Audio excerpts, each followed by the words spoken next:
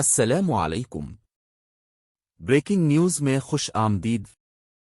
سابق D G I S I general Faiz Hamid پھر سے متحرک ہو گئے ہیں اور اداروں میں کی گئی انویسٹمنٹ کو کیش کروا رہے ہیں۔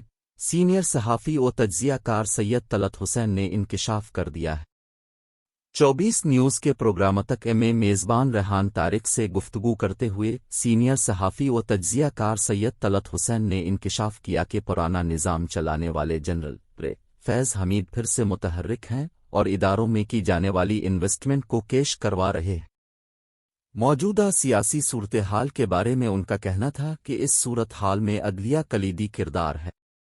موجودہ سیاسی تنازع کا آغاز پنجاب اسمبلی کے ووٹوں سے ہوا کہ کس کا ووٹ کاؤنٹ ہوگا اور کس کا نہیں۔ اس کیس پر نئی تشریحات پیش کی گئیں اور یہ سلسلہ اب تک جاری ہے۔ ان کا کہنا تھا کہ ملک میں آئینی بحران کے ساتھ ساتھ عدلیہ کے اندر خود بھی بحران ہے۔ عدلیہ کے اندر اس بحران وجہ سیاست، اسٹیبلشمنٹ اور خود عدلیہ بھی ہے۔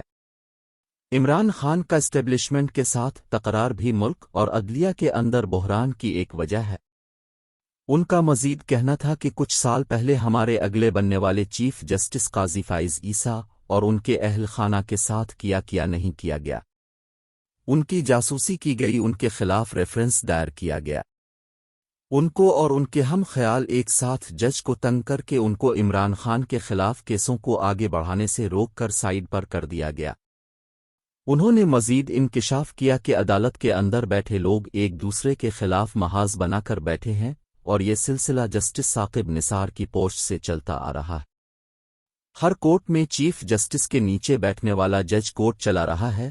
سابق چیف جسٹس ثاقب نثار کے بارے میں یہ خیال غلط ہے کہ وہ کورٹ چلاتے تھے، بلکہ ان کے نیچے بیٹھے عظمت صاحب تمام معاملات دیکھا کرتے تھے۔ اسی طرح کھوسا کے نیچے بیٹھے ایک اور سینئر جج کورٹ چلاتے تھے۔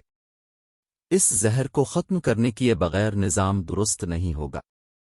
جب غلام محمود ڈوگر کے خلاف سٹیٹمنٹ کا کیس چل رہا تھا جسے انتخاب کی مدت کے ساتھ جوڑ دیا گیا، پھر 2 ججوں نے استدعا کی جنہیں اسی بینچ کا حصہ بنا دیا گیا کہ اپنی درخواست پر خود ہی غور و فکر کرے۔ اگر اس طرح معاملات چلائیں گے تو آگے سے جواب بھی آئے گا۔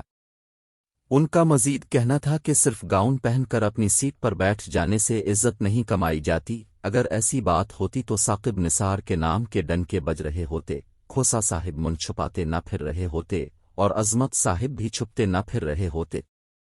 ضروری یہ ہے کہ آپ کی عادات کیا ہے، آپ کے کام کیا ہیں، اپنے فیصلے کیا کیے ہیں اور سیاسی معاملات میں کردار کیسا رہا ہے۔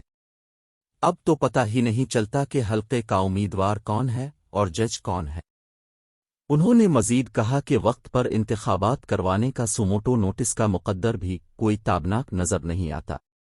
90 دن کے اندر انتخابات کروانے کے اندر بھی ایک اور حد ہے۔